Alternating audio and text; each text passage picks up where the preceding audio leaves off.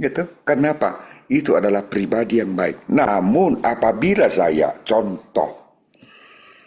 contohkan saya ini sahabatku Edi, Dedi ya, menjadi orang Islam atau mualaf, itu rencana dan rancangan daripada sesembahanmu. Begitu. Artinya jangan membuat kamu itu ya memang betul ahli ulama itu betul memang, tapi janganlah kita terlalu berlebihan karena dia juga manusia seperti kita. Sama seperti di sini. Jadi sahabatku, ini Pauline pendeta. Pendeta itu di gereja. Tetapi apakah saya bisa memberikan kata kalimat cantik untuk nasihat sama pendeta kami? Ini Pauline ada di sini, boleh. Karena kami manusia itu semua sama di hadapan Tuhan. Yang membedakan gelar itu kan manusia itu sendiri, kan? Kan itu tujuannya. Jadi jangan merasa rendah diri dong. Ya kan? Gak apa-apa. Namun, ketika kamu juga menjadi seperti seorang Paulus, ya kamu mau bilang apa? Orang yang berkuasa kok yang memilih kan? Ya, saya bandingkan kamu dengan saya. Saya menjadi mu'alaf, contoh. Itu adalah rahasia daripada sesembahanmu untuk saya. Begitu juga dengan kamu. Namun perkumpulan semacam ini janganlah menjadi angker buat kamu. Artinya saya bisa menduga iman kamu belum tebal tau. Kan begitu. Bawa santai aja, enjoy saja. Ya. Karena kita kan di sini kan saling diskusi. Ya, kita juga pengen tahu tentang agamamu dan keislamanmu. Karena era kecerdasan, era teknologi sudah ada. Sudah ada membantu kita di dalam Yohanes 5:24. Apa artinya Om Google versi Kristen? Bisa dijawab kok. Dedi mau masak super mie telur yang rasa sedap. Om Google, apalagi ramuan-ramuan menu-menu untuk super mie ini pakai telur. Dijawab kok kan. Artinya marilah kita pakai era teknologi kecerdasan ini, kesempatan untuk kita untuk berbagi. Begitu saya rasa. Tapi jangan karena kalimat saya kamu jadi begitu. Saya nggak enak nanti Dedi ya. It's okay. Dedi, deal to deal ya. Ya, Dedi. Iya Pak, nah, itu Iya. kan saya aku mau kemudian tambahkan sedikit Bang Dedi.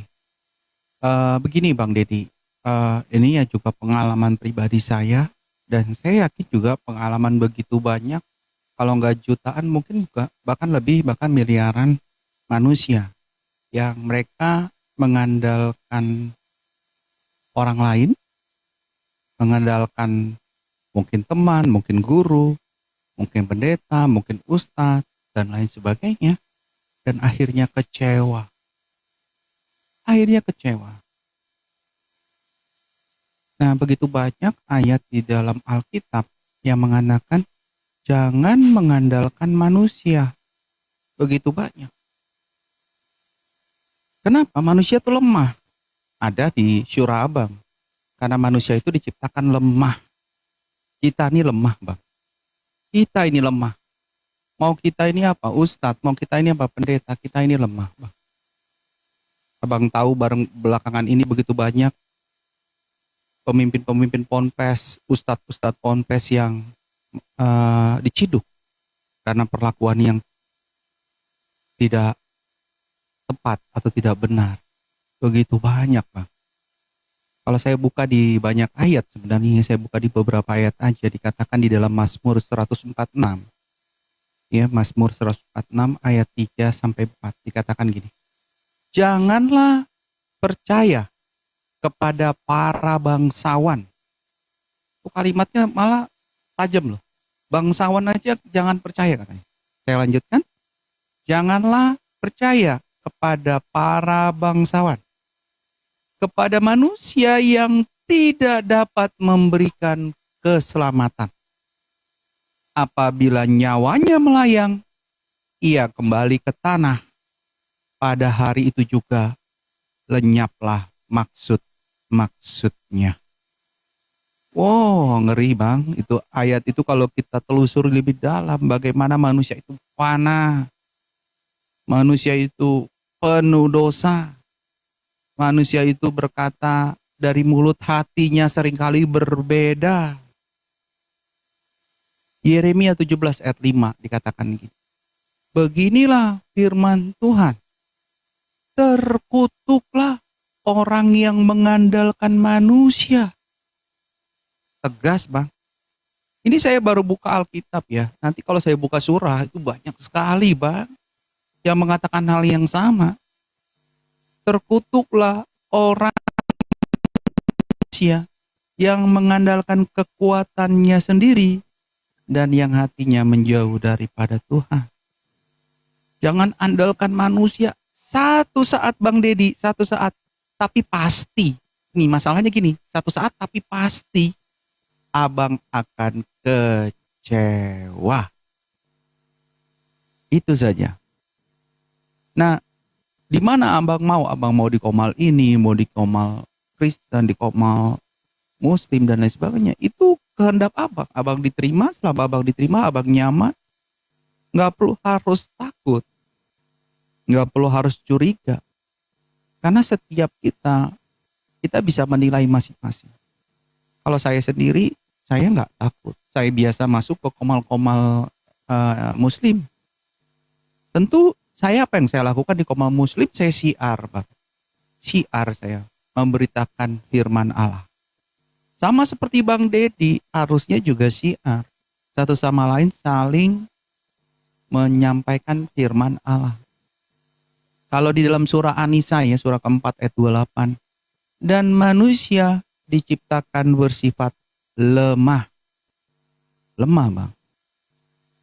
Lemah itu kalau abang baca penjelasannya ya, asbabun nuzulnya panjang sekali. Bagaimana kelemahannya mencakup fisiknya, menyangkut emosionalnya, menyangkut spiritualnya. Sehingga dengan sifat lemah itu manusia itu rentan sekali berbuat salah, rentan sekali ingkar janji, dan pada akhirnya mengecewakan. Itu surah apa? Surah Al-Isra ya, surah ke-17 ayat 11. Dan manusia itu sangat tindakan yang tidak bijaksana. Ya kan? Tindakan-tindakan atau keputusan yang tergesa-gesa, yang buruk. Manusia tidak sabar, nggak bisa diandalin, dan sebagainya, dan sebagainya, dan sebagainya. Lalu andalkan siapa kan begitu? Andalkan firman Allah, Pak. Firman Allah ya dan amin. Saya yakin Bang Dedi juga mengandalkan firman Allah. Karena abang tanya sama Ustadz abang, siapa yang mereka andalkan? Ya firman Allah. Semua kita mengandalkan firman Allah. Jadi apa yang tertulis, pelajari konteksnya, dan imani ya Pak. Imani. Seperti kalau banyak orang muslim bilang, pertama dengan akal kita imani, kedua dengan iman baru kita imani. Kira-kira demikian Bang Dedi biar nggak kepanjangan.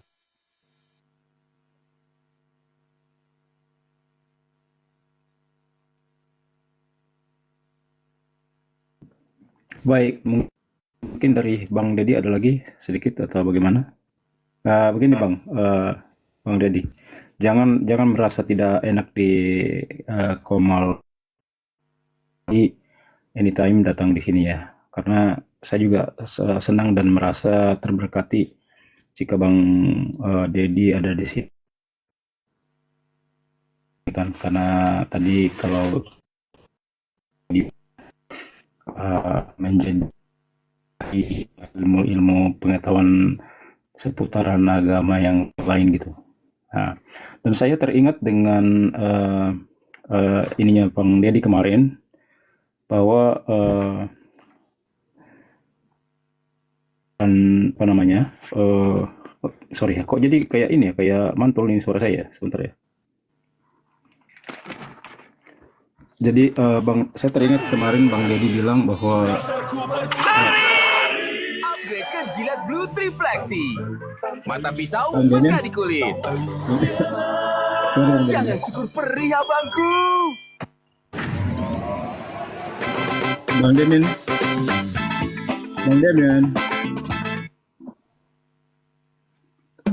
Bang Demian, tolong di mute dulu Bang. Oke, sorry. Ya. Jadi saya teringat kemarin Bang Dedi mengatakan bahwa eh, oh ya Bang, ini saya signal saya nggak bagus ya? Putus-putus Bang, apa gini? bagus. Enggak, jelas Bang. Udah jelas ya? Ganteng gaya orangnya. Terima kasih Bang. Ya, jadi saya teringat kemarin Abang sempat bilang bahwa Abang mengakui ajaran Tuhan Yesus itu sangat luar biasa. Cuman untuk menerima Tuhan Yesus itu sebagai Tuhan itu masih agak sulit untuk Abang ya, kalau nggak salah ya. Mohon dikoreksi kalau atau saya mungkin salah tangkap kemarin. Betul ya? Iya, betul Bang, betul Bang. Ya, jadi saya akan mencoba di sini Bang. Dan tentunya itu kan seperti saya sudah bilang kemarin bahwa banyak kok yang seperti itu Bang. Awalnya memang tidak bisa seperti itu. Contohnya kayak Libara kemarin, dan ada beberapa orang-orang yang nyebrang dari agama Bang Dedi juga.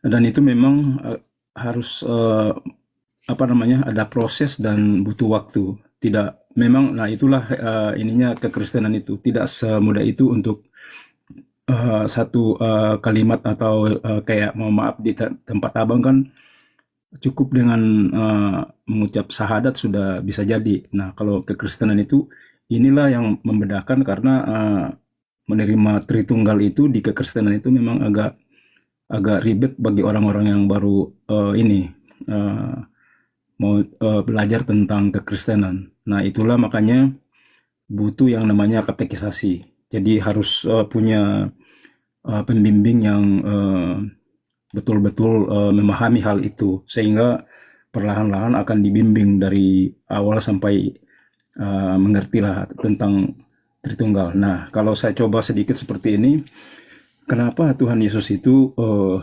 di kekristenan dijadikan Tuhan? Nah inilah mungkin karena Bang Dedi mohon maaf kalau saya salah, karena belum mungkin membaca semuanya dari perjanjian lama sampai perjanjian baru Bang. Nah kalau di Yeremia 29 itu kalau nggak salah ya, dimana nah ini yang terjadi mungkin sama Bang Dedi nih.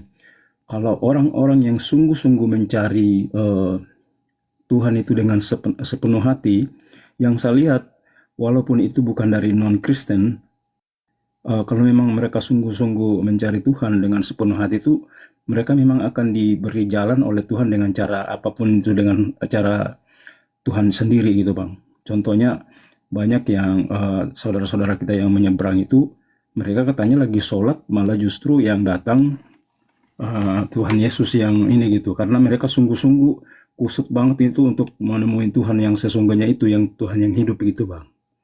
Nah jadi itu suatu banyak juga kesaksian seperti itu kan. Nah terus yang saya mau coba di sini Bang, dari ketuhanan Tuhan Yesus itu kita itu bisa melihat dari Kejadian 1 ayat 1 sampai 3, di mana di situ kan ada firman, pada mulanya Allah menciptakan langit dan bumi, kan di situ ada Allah, ada firman, ada Roh Kudus. Nah itu kita percaya di kekristenan itulah yang namanya dasar Tritunggal, walaupun tidak tertulis di dalam Alkitab orang Kristen gitu Bang.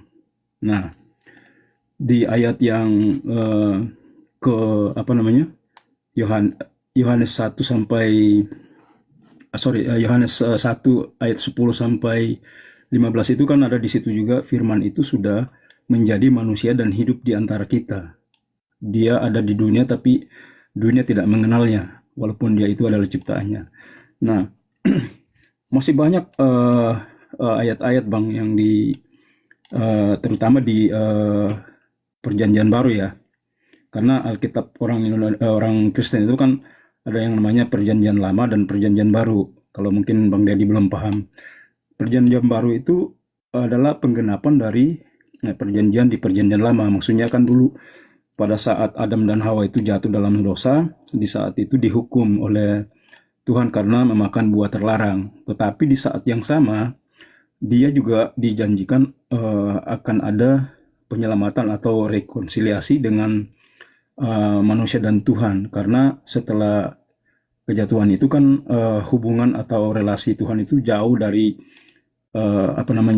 tidak sekudus lagi kan, karena kekudusan manusia itu sudah hilang. Nah, tidak mungkin manusia itu menggapai Tuhan yang sudah menjauh dari mereka. Kalau Tuhan tidak sendiri yang berusaha mendamaikan dia dengan manusia, dengan dirinya, itu tidak mungkin. Makanya itu di kekristenan Tuhan sendiri itu yang harus turun. Nah, si firman inilah yang di dalam ayat Kejadian saya bilang tadi itu, firman itulah yang menjadi manusia, diutus menjadi manusia. Nah, banyak yang saya lihat di mohon maaf di teman-teman kita Muslim, kalau kita menggunakan kata anak itu, maksudnya sang sumber mengutus anak yang tunggal itu secara mentah-mentah saudara-saudara kita dari seberang itu sepertinya yang namanya itu anak itu harus diperanakan seperti lahir dari seorang wanita yang layaknya manusia biasa gitu ya. Tetapi kata anak di sini kalau menurut kekristenan itu adalah keluar dari sang Bapa. Nah, firman itu memang diutus untuk karya penyelamatan atau pendamaian yang tadi sudah rusak itu setelah manusia itu jatuh, ya kan? Jadi memang dia harus diutus dan menjadi juru selamat dengan wujud manusia. Makanya dia harus mengambil rupa manusia, karena yang mau diselamatkan itu adalah manusia. Jadi kenapa dia harus jadi manusia? Nah, dan di dalam kita kekristenan itu kan kita percaya Tuhan Yesus itu adalah sepenuhnya Allah dan sepenuhnya manusia. Kenapa dia harus Allah? Karena manusia sendiri itu tidak bisa mengampuni manusia juga. Jadi Allah yang harus bisa satu-satunya yang bisa mengampuni dosa. Saya rasa di dalam kepercayaan Bang Dedi juga sama kan. Cuman Allah yang bisa mengampuni dosa manusia. Nah, yang terakhir saya mau ambil juga di sini Bang ya, di Matius 27 ayat 25. Di sini dibilang begini, pada saat waktu mau disalib ya, maksudnya hakimi di depan Pilatus itu. Dan saya baca dari 24 aja kali ya. Ketika Pilatus melihat bahwa segala usaha akan sia-sia, malah sudah mulai timbul kekacauan, ia mengambil air dan membasuh tangannya di hadapan orang banyak dan berkata, "Aku tidak bersalah terhadap darah orang ini. Itu urusan kamu sendiri." Nah, di sini dijawab oleh seluruh orang Yahudi dan para tua-tua dan nabi-nabi imam-imam besar di situ. Dan seluruh rakyat itu menjawab, "Biarlah darahnya ditanggungkan atas kami dan atas anak-anak kami." Kenapa berteriak seperti ini, Bang? Kalau dilihat sepintas ayat ini kejam gitulah. Karena ini membunuh orang yang tidak bersalah, ya kan? Tetapi di ayat perjanjian lama itu Tuhan sudah menjanjikan korban sembelihan yang pengganti korban pada di waktu di Mesir itu kan ada tulah ke-10 di mana anak-anak anak paling pertama baik hewan maupun manusia itu jadi korban karena Firaun tidak mau membiarkan ini kan orang Mesir keluar. Nah, pada saat disalibkan Tuhan Yesus itu kan hari Sabat juga, Pak. Jadi orang-orang berteriak itu salibkan dia, biarlah darahnya biarlah darahnya ditanggungkan atas kami dan atas anak-anak kami. Jadi yang berteriak di sini sebenarnya bukan karena mereka jahat, tetapi roh manusia ini sejak awal kejatuhan Adam dan Hawa itu sudah kepenuhan dosa. Nah, teriakan ini biarlah darahnya di atas kami dan anak-anak kami, ini adalah rintian dari roh manusia itu untuk dibasuh oleh darah Kristus itu. Karena dengan darah yang suci ini lah satu-satunya yang bisa menyucikan dan membolehkan hubungan itu kembali baik dengan Tuhan. Dan Tuhan sendiri memang tujuannya mengutus Yesus itu untuk karya keselamatan ini. Nah, makanya kami percaya Yesus itu adalah nabi, raja, dan imam. Nah, itu titel ininya Tuhan Yesus. Jadi kalau saudara-saudara di sana memang mengatakan, oh dia cuma utusan, dia nabi. Kan di dalam sana kan percaya juga kan kalau itu adalah nabi. Nah, tetapi pertanyaan seperti ini, kalau mohon maaf ya, di Quran itu mengakui bahwa Yesus itu adalah nabi, pertanyaan saya begini, apakah Bang Dedi percaya atau yakin dengan kata-kata seorang nabi? Maksudnya apa yang dikatakan orang nabi itu, apakah dia mengatakan yang benar atau berbohong? Ya, kalau saya sih benar, perkataan itu benar. Nabi. Nah, itu dia Bang. Jadi kalau kita setuju antara Bang Dedi sama saya dari pihak Islam dan pihak Kristen bahwa Yesus itu atau Isa di dalam kitab kalau nggak salah dia adalah seorang nabi, maka tidak mungkin dia mengatakan yang tidak mungkin Yesus di mana di dalam kekristenan itu kami percaya tidak berdosa sama sekali, tidak ditemui, bahkan pas mau disalib ini tidak ditemui sedetik pun salahnya. Nah, kalau dia yang mengatakan bahwa akulah jalan, kebenaran, dan hidup, apakah dia bohong? Tentu tidak kan. Apapun yang dikatakan oleh Tuhan Yesus, kalau di Alkitab itu kan ada tulisan merah.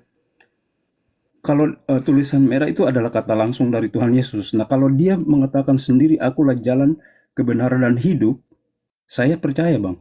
Karena dia sendiri yang mengatakannya. Dan dia adalah, kita setuju, dia adalah nabi. Ya kan? Nah, terus kedua, katakanlah seperti ini ya. Kita setuju bahwa dia tidak kita bisa ikuti narasinya teman-teman kita dari Islam bahwa dia bukan Tuhan ya. Tetapi kalau kita lihat dari tingkah lakunya, perbuatannya, apapun yang dilakukan itu, sebagai contoh, saya lebih memilih, terutama kami percaya, dan itu memang sudah direncanakan bahwa dia akan mengalami kematian dan kebangkitan Bang. Nah, jika misalnya Abang nih, Bang Dedi, bisa mati dan bangkit kembali dalam 3 hari setelah dikubur, saya akan percaya apapun yang Bang Dedi bilang ke saya. Ya kan? Karena walaupun saya lebih diyakinkan oleh kata-kata Bang Dedi, karena seperti Tuhan Yesus sebelum dia meninggal, bahkan sebelum meninggal dia kan sudah mengatakan kepada murid-muridnya bahwa dia akan dibunuh dan akan bangkit. Nah, dan dia itu membuktikannya gitu Bang. Jadi saya akan percaya apapun yang dia katakan itu, karena dia sudah membuktikan apa yang dibilang, dia kan bukan cuma omong dongeng gitu kan. Nah itu dia, makanya di samping itu kan bahkan sebelum meninggal dia pas mau membangkitkan Lazarus itu, aku lupa ayatnya itu, mungkin nanti abang-abang lainnya hafal itu, sebelum disalib pun dia pas membangkitkan Lazarus, dia sudah mengatakan akulah jalan kehidupan, maksudnya kebangkitan, sama si saudaranya Lazarus itu, Maria dan Marta kalau nggak salah. Nah itu dia masih hidup. Nah karena ada yang mengatakan itu kan cuman omongan murid-muridnya setelah dia meninggal, bahwa Yesus itu pernah mengatakan akan bangkit dan mati dan bangkit. Nah di saat membangkitkan Lazarus itu kan dia mengatakan, akulah kebangkitan dan hidup. Nah itu makanya saya percaya, seperti yang saya bilang tadi, bahwa jika ada seseorang yang bisa seperti Yesus, tidak ada kedapatan berbuat salah, tidak dapat membumbun, dan dia mengatakan ini yang akan terjadi pada dirinya, dan itu benar, bahkan mati dan bangkit kembali, saya akan mendengarkan orang itu dengan seksama. Dan kalaupun dia memang bukan, kalau misalnya ini singkatnya aja gitulah, memang dia bukan Tuhan, aku lebih memilih mengikuti orang itu karena dia memberikan contoh yang sudah benar dan dengan bukti dan dengan ininya sendiri gitu loh. Dibanding dengan yang lain-lain yang masih mengatakan janji-janji tetapi tidak membuktikannya gitu, atau tidak ada bukti yang kita bisa lihat secara real gitu dan tertulis. Baik itu sejarah ataupun apa itu namanya, tradisi lisan. Ya kira-kira seperti itu yang saya bisa gambarkan sedikit. Saya tidak saya tidak biasanya seperti bernarsip seperti ini, Bang. Saya juga gemetar ini. Jadi mungkin yang lain bisa melengkapi apa yang saya bisa coba untuk sampaikan ini. Mungkin dari teman-teman kita di sini bisa melengkapi narasi saya ini. Silakan yang lain. Terima kasih. Iya. Jadi bagaimana Bang Dedi? Apakah Bang Dedi ingin sebuah bukti bahwa Yesus itu adalah benar-benar Tuhan? Nah, ya kayak gini Pak Demian. Kan saya sudah 6 bulan kan. Nah itulah, kalau saya kan terus terang Pak Demian, dalam hati saya tuh takut sama orang baik, itu paling takut saya. Tapi kalau orang jahat saya malah iman kuat. Nah itu yang buat saya takut gitu nah.